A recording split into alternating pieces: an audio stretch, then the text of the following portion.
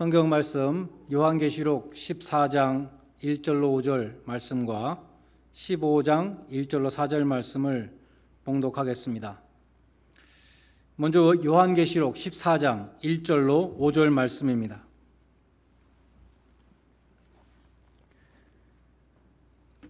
또 내가 보니 보라, 어린 양이 시온산에 섰고 그와 함께 14만 4천 명이 서 있는데 그들의 이마에는 어린 양의 이름과 그 아버지의 이름을 쓴 것이 있더라.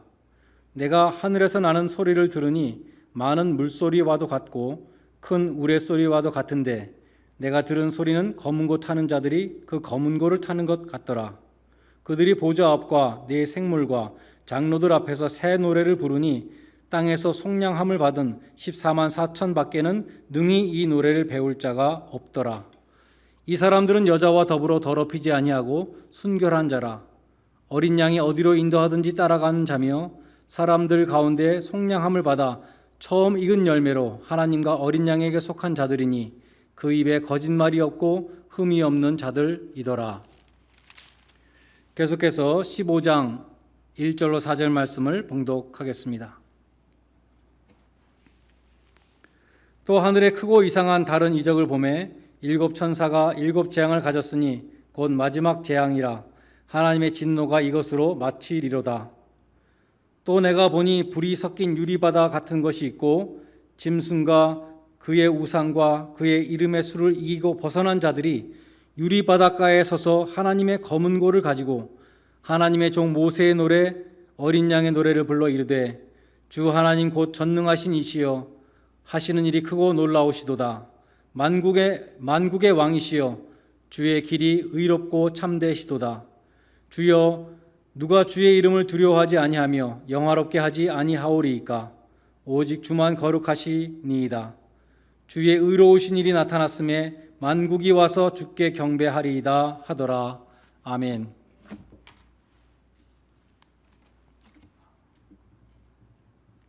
여러 번 말씀드린 것처럼 계시록의 큰 틀은 세 가지 일곱 재앙 시리즈입니다. 곧 일곱인 재앙과 일곱 나팔 재앙과 일곱 대접의 재앙이 이어집니다. 일곱인 재앙의 마지막 번 일곱 번째 인에서 일곱 나팔 재앙이 나오고 일곱 나팔 재앙의 마지막 일곱 번째 나팔 속에서 일곱 대접 재앙이 나옵니다. 일곱 번째 나팔이 11장 15절에서 울렸습니다. 일곱 번째 나팔 속에 들어있는 일곱 대접은 15장과 16장에서부터 시작돼서 18장까지 이어집니다. 11장 15절로부터 그 중간에 있는 12장, 13장, 14장은 사탄과 교회의 영적인 전투, 마귀와 성도들의 영적인 전투를 다루고 있습니다. 12장에서는 붉은 용이 등장했고 13장에서는 바다 짐승과 땅 짐승이 나왔는데 그것은 마귀와 적그리스도와 거짓 선지자를 각각 가리킨다 그랬습니다. 오늘 읽은 14장 1절에서 5절과 15장 1절에서 4절은 찬양하는 내용이죠.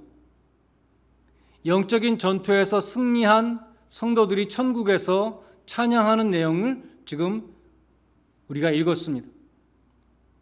성도들이 마귀와의 영적인 전투에서 인내와 믿음으로 승리하고 입성하게 될 천국의 영광스러운 모습을 보여주고 있습니다. 먼저 14장 1절에 보면 천국의 영광에 참여한 성도의 숫자가 14만 4천 명이라 그랬습니다. 이 숫자는 7장 4절에서 이미 나왔었습니다. 문자적으로 해석하는 사람들이 있고 상징적으로 해석하는 사람들이 있죠. 문자적으로 14만 4천 명만 구원받는다라고 생각하는 사람들 중에는 예수님이 재림할 때에 구원받을 유대인의 숫자다 이렇게 해석하는 사람들이 있습니다. 반면에 계시록을 상징적으로 해석할 때에는 이 숫자는 신구약 시대의 모든 구원받은 백성들의 숫자다, 상징수이다. 구약의 12지파와 신약의 12사도를 곱하면 144가 되는데 여기 유대인들이 많다고 생각하는 숫자 1000을 곱할 때에 14만 4천 명이 되기 때문에 이것은 신구약 시대에 구원받은 모든 하나님의 백성들을 가리키는 상징수라고 보는 것입니다. 또 14장 1절에 보면 예수님이 어린 양으로 나오는데 예수님은 이미 5장에서도 어린 양으로 나왔었습니다. 5장에서 어린 양 예수님을 설명해 드릴 때 6월절 어린 양이 예표가 된다는 것을 말씀드렸습니다. 스펄전 목사님은 그분의 설교 가운데 예수님이 왜 어린 양으로 나왔을까? 거기에 대해서 재미있는 비유를 두셨습니다. 어떤 장군이 전쟁에 승리한 기념식을 하는데 멋지고 깨끗한 제복을 입지 않고 실제로 전쟁에서 입었던 낡은 옷, 칼자국도 있고 총자국도 있고 핏자국도 있는 그 군복을 입고 기념식에 참여했다는 것입니다. 그 장군이 왜 그런 옷을 입고 나왔는가, 이유가 무엇이었는가 하면 그 전쟁에 참혹했던 그 모습을 생생하게 다시 기억할 수 있다면 우리가 더 승리를 기념할 수 있기 때문이다. 이렇게 말했다는 것이죠. 그러면서 스펄전 목사님 이렇게 말했습니다. 예수님도 세상 죄를 지고 가는 속죄 어린 양으로 십자가에 달리셨던 그 모습으로 승리의 기념식장에 나타나셨다. 그렇게 비유했습니다. 찬송가 231장에도 보면 나의 주를 내가 그의 곁에 서서 뵐 때에 예수님의 손에 못자국을 보아 예수님인 줄 알 것이다. 그렇게 찬송하는 찬송가 가사가 있습니다. 14장 1절은 그처럼 성도들을 위해서 속죄의 피를 흘리시고 희생 제물이 되셨던 예수님이 성도들과 함께 시온산에 서 있는 장면입니다. 여기 나오는 시온산에 대해서도 문자적인 해석과 상징적인 해석이 또 나뉘게 되는 것이죠. 문자적인 해석은 실제로 지상의 예루살렘, 또 예루살렘에 있는 그 시온산, 그렇게 보는 것입니다. 상징적인 해석은 천상의 하늘나라의 시온산으로 봅니다. 오늘 본문에는 시온산이 하늘의 시온산이라는 증거가 두 군데 나옵니다. 14장 2절에 보면 하늘에서 소리를 들었다. 그 성도들이 찬양하는 소리가 하늘에서 들렸다는 것이죠. 3절에 보면 14만 4천의 성도들이 보좌와 네 생물과 장로들 앞에서 새 노래를 부른다. 계시록 4장과 5장에서 보면은 보좌와 네 생물과 24장로는 다 하늘에 있는 존재들이죠. 그래서 이 시온산이라는 것도 상징적으로 해석하는 것이 하늘의 시온산으로 해석하는 것이 타당한 것입니다. 히브리서 12장 22절에도 이런 말씀이 있어요. 성도들이 장차 이르는 곳은 시온산과 살아계신 하나님의 도성인 하늘의 예루살렘에 있는 시온산에 우리가 이르게 될 것이다. 히브리서 12장 22절도 말씀하기 때문에 우리는 계시록의 이 시온산도 하늘의 예루살렘, 하늘의 시온산으로 보는 것입니다. 그래서 오늘 계시록 본문이 보여주는 것은 대속의 피를 흘리신 예수님과 구속받은 성도들이 하늘의 시온산에 서 있는, 그리고 찬양하는 모습인 것입니다. 시온산은 예수를 믿는 자들이 다다르는 하늘의 도성 예루살렘에 있는 산입니다. 성도들은 장차 시온산에서 새 언약의 중보이신 예수님, 어린 양 예수님을 보게 될 것입니다. 그러면 그처럼 영광 중에 시온산에서 주님을 만날 성도들은 어떤 사람들인가? 4절에 보면 이 사람들은 여자로 더불어 더럽히지 아니하고 순결한 자라, 그렇게 말씀하고 있습니다. 여자들로 더불어 더럽히지 않았다. 그러니까 여자들은 어떻게 보면 모독을 당할 수도 있는 것이죠.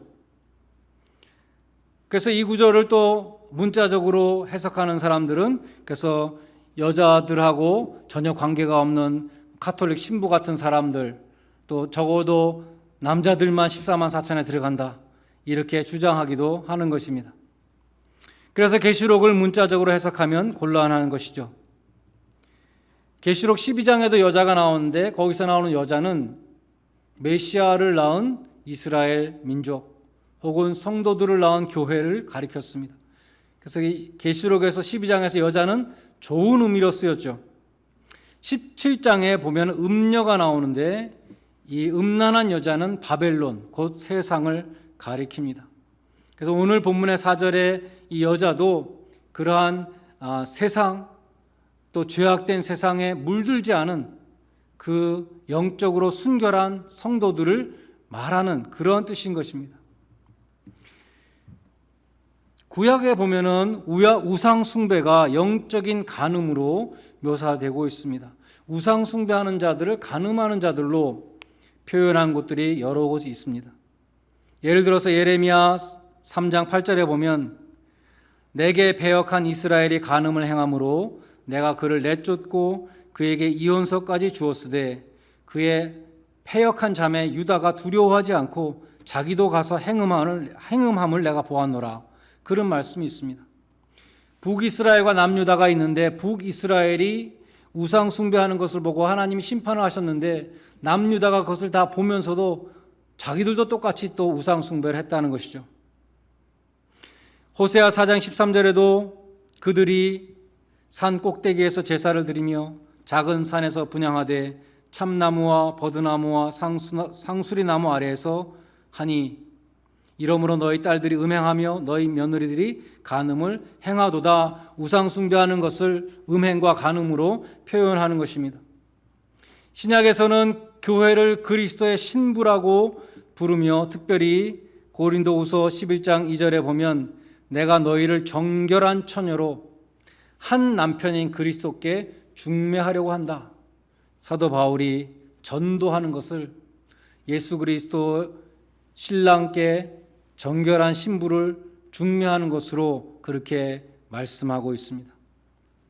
그래서 오늘 계시록 본문에서 영적인 순결을 가진 사람들, 이 사람들은 어린 양이 어디로 가든지 따라가는 사람들, 처음 익은 열매와 같이 거룩하게 하나님과 어린 양에게 바쳐진 성도들을 가리키는 것입니다. 영적으로 순결한 자들을 가리키는 것입니다.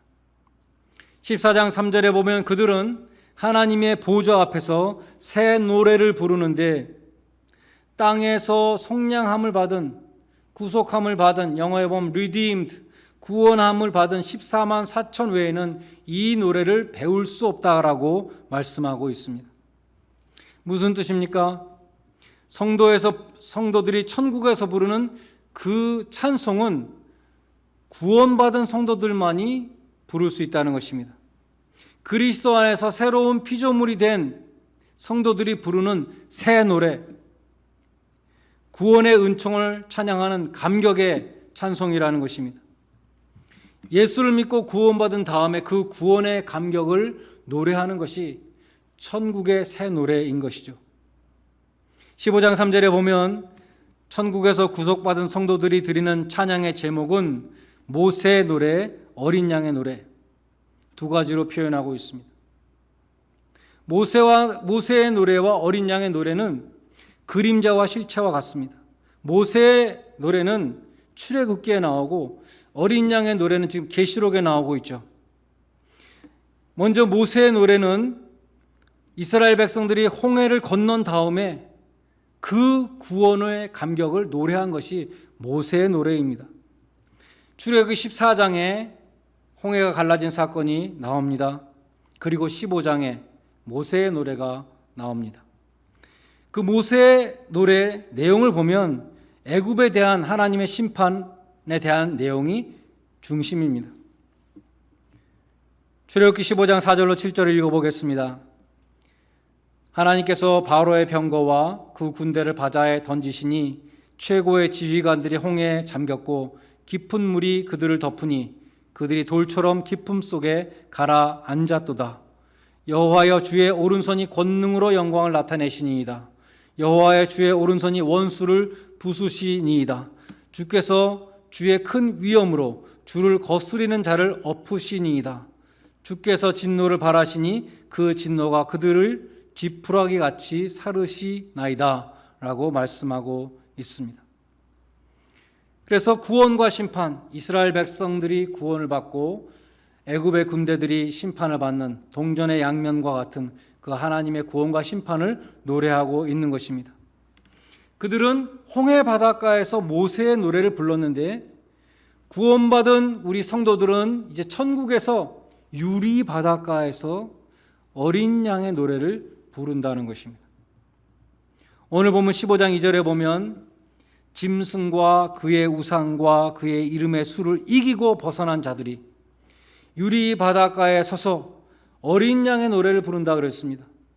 그 노래의 내용은 모세의 노래와 같습니다. 하나님의 구원과 심판을 찬양하는 것입니다. 모세의 노래와 어린 양의 노래는 그림자와 실체와 같습니다. 예표와 성취의 관계입니다.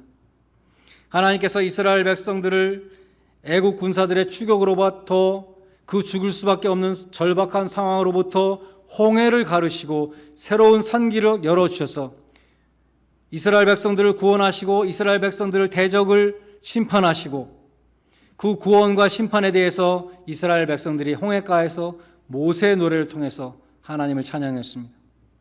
마찬가지로 천국의 백성들은 종말적인 심판을 통해서 하나님의 공의가 이루어지고 하나님의 백성들을 구원하시는 그 하나님의 위대하신 구원의 사역에 대해서 천국의 유리 바닷가에서 하나님의 구원과 심판을 찬양하는데 그것이 어린 양의 노래라는 것입니다. 이스라엘 백성들이 홍해를 통과하고 바다 건너편에서 제일 먼저 한 것이 자신들을 구원하시고 애굽을 심판하신 하나님을 찬양하는 것이었습니다. 하나님의 백성들도 우리들도 마찬가지로 심판의 불이 아직도 섞여 있는 그 유리 바닷가에서 하나님의 검은 고를 가지고 어린 양 되시는 구세주 예수님을 찬양할 것입니다. 하나님의 어린 양으로 우리 죄를 담당하시고 속죄의 피를 흘리신 그 예수 그리스도로 말미암아 구속받은 천국의 백성들은 하늘나라에서 영원히 그 은총을 찬양하게 될 것입니다. 15장 3절과 4절에 나오는 성도들의 찬양을 보면 자신들의 수고와 우리가 순교를 감당했습니다. 이러한 내용은 전혀 없죠. 오직 하나님을 찬양하는데 그 내용을 보면 이렇습니다. 주 하나님 곧 전능하신 이시여 하시는 일이 크고 놀라우시도다. 만국의 왕이시여 주의 길이 의롭고 참되시도다. 누가 주의 이름을 두려워하지 아니하며 영화롭게 하지 아니하오리이까. 오직 주만 거룩하시니이다. 주의 의로운 일이 나타났음에 만국이 와서 주께 경배하리이다. 여기 보면 의라는 말이 2번 나옵니다. 강조되는 것이죠. 3절에 보면 주님의 길은 참으로 의롭고 참되십니다. 4절에 보면 주님의 의로우신 일이 나타났습니다 라고 찬양하고 있죠. 왜 의를 강조하고 있을까요? 초대교회 성도들이 이 핍박받던 성도들이 핍박과 순교를 당하고 고통을 당할 때 그들은 하나님의 의는 어디 있을까? 하나님의 공의는 어디 있을까? 그것에 대해서 고민을 했을 것입니다. 세상은 왜 이렇게 불공평한데 하나님은 지금 왜 가만히 계시는 것일까? 그러한 의문을 가졌을 것입니다. 그렇기 때문에 하나님의 구원과 심판이 동시에 이루어졌을 때 그들은 하나님의 의가 드디어 이루어졌습니다. 하나님의 공의를 찬양하게 되었다는 것이죠. 성도들은 하나님의 심판 앞에서 하나님의 공의를 찬양하게 되는 것입니다. 그러면 오늘 본문에서 우리 삶 속에 실제적으로 적용해야 되는 진리는 무엇인가 하는 것입니다. 우리가 기억해야 될 것은 초대교회 교인들처럼 이렇게 핍박받고 순교받는 상황 속에서도 우리는 찬양을 해야 되고 이스라엘 백성들처럼 진퇴양난의 위기 속에 출구가 없는 그러한 답답한 상황 속에서도 우리는 하나님을 찬양해야 한다는 것입니다. 구원받은 성도들이 드리는 찬양이라고 했죠. 새 노래는 구원받은 성도들만이 드릴 수 있는 찬양인데 우리는 이 땅에서 구원받습니다. 구원받았기 때문에 하늘나라에 가는 것이죠. 우리가 이 땅에서 구원받았기 때문에 우리는 이 땅에서부터 이미 구원받은 그 감격, 감사의 찬양을 이미 시작하는 것이죠. 그런데 그 찬양을 정말 고난 중에 핍박 중에 찬양할 때 그것이 참 하나님이 기뻐하시는 찬양이 된다는 것입니다. 천국에 있는 성도들은 고난 중에 찬양할 수 없습니다. 왜냐하면 천국에는 고난이 없기 때문이죠. 고난 중에 드리는 찬양은 천국에서 드리는 찬양보다 어떻게 보면 더 값진 찬양이라 할 수 있는데, 그 값진 찬양은 이 땅에서 우리가 고난 당할 때만이 드릴 수 있는 찬양이라는 것입니다. 요즘 사모가 새롭게 하소서라는 한국의 텔레비전 프로를 자주 봅니다. 아주 오래된 프로인데 한 사람씩 나와서 초대 손님으로 나와서 간증을 하는 거예요. 은혜로운 간증이 많이 있습니다. 지나간 것들 중에 5년 전 것도 보고 10년 전 것도 보고 아무거나 골라서 보는데, 며칠 전에는 20세 여학생이 나왔습니다. 이 여학생은 대학교 신입생이에요. 이 여학생이 나왔는데 보니까 오른팔이 팔꿈치까지밖에 없어요. 그 여학생이 팔이 왜 이렇게 됐는가 사회자가 물어보니까 얘기합니다. 자기 부모님이 정육점을 운영하셨는데 자기가 3살 때 그 정육점에서 놀다가 부모님이 너무 바빠서 잘 관리를 못했나 보죠. 고기를 처리하는 그 기계에 손이 들어간 것이죠. 그래서 팔꿈치까지 잘렸습니다. 그런데 이 여학생이 피아니스트가 됐어요. 한국의 어떤 대학교의 실용음악과에 합격했습니다. 그리고 그 여학생이 그 프로그램에서 어메이징 그레이스라는 찬송가를 연주하는데 너무나 아름답고 은혜스러운 감동적인 찬양이었습니다. 그리고 그 여학생은 말하기를 자신은 희망을 전하는 피아니스트가 되겠다, 이렇게 말했습니다. 그 여학생의 피아노 연주가 왜 이렇게 감동적인가? 그 찬송이 왜 이렇게 감동적이겠습니까? 장애인이었기 때문에 그렇죠. 장애를 갖고 있는 사람이 저렇게 열심히 연습을 해서 저렇게 하나님을 찬양하고 저렇게 아름다운 찬송가를 연주할 때에 정상인이 연주하는 것보다 훨씬 감동을 받는 것입니다. 찬송가에도 보면 페니 크로스비라는 작곡가 이름이 많이 나옵니다. 우리가 부르는 많은 은혜로운 찬송가들, 페니 크로스비라는 이름이 많이 있어요.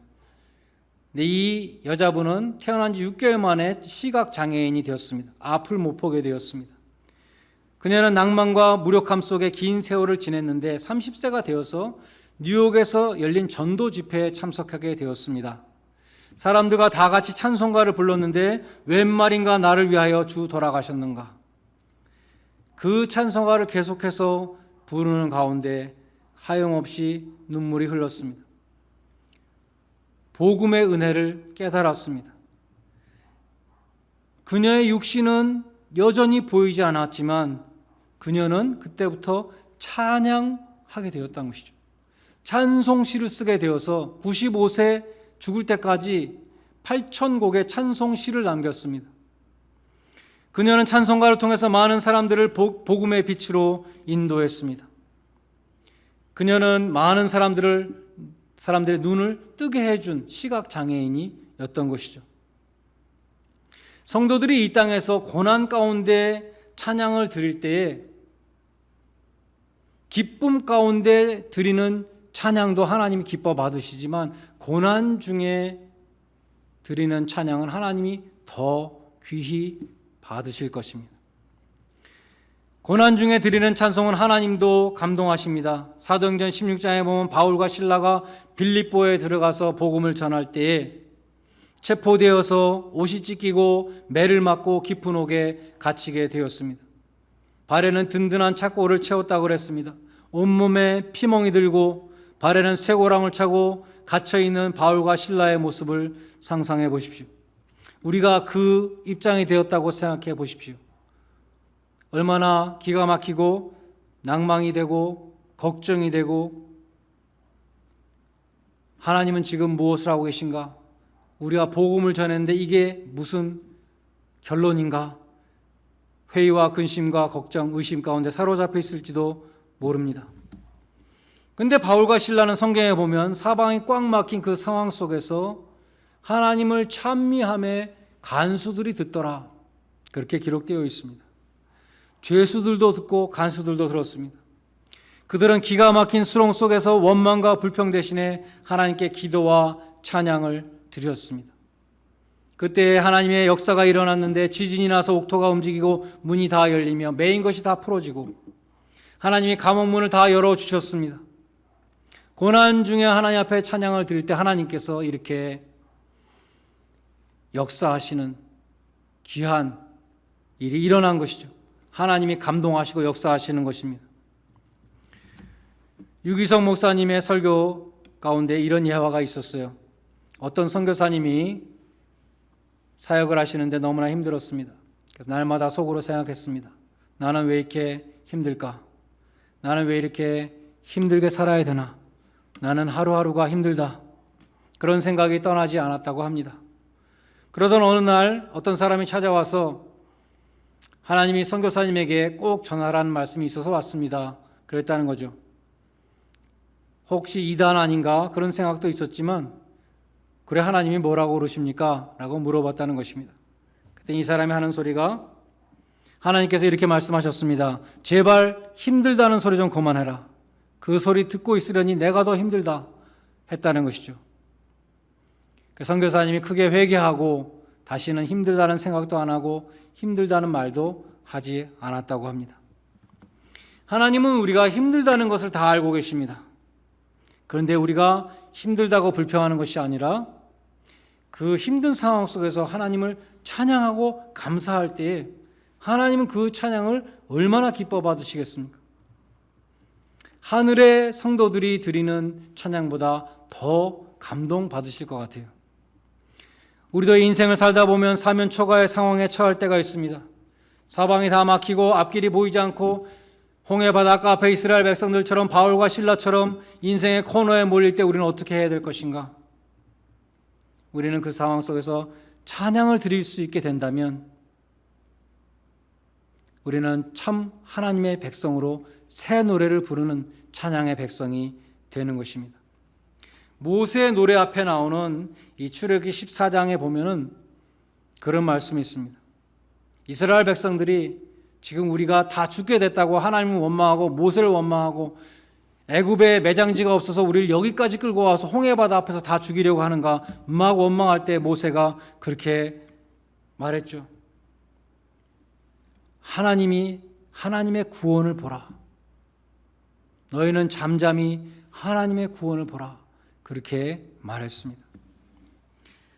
하나님이 분명히 이 상황 속에서 우리에게 구원을 보여주실 것이다.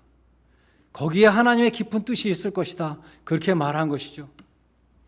우리도 마찬가지로 하나님이 우리를 최악의 상황 가운데 몰아넣으신다 할 때에는 하나님의 깊은 뜻과 섭리가 있을 것이다.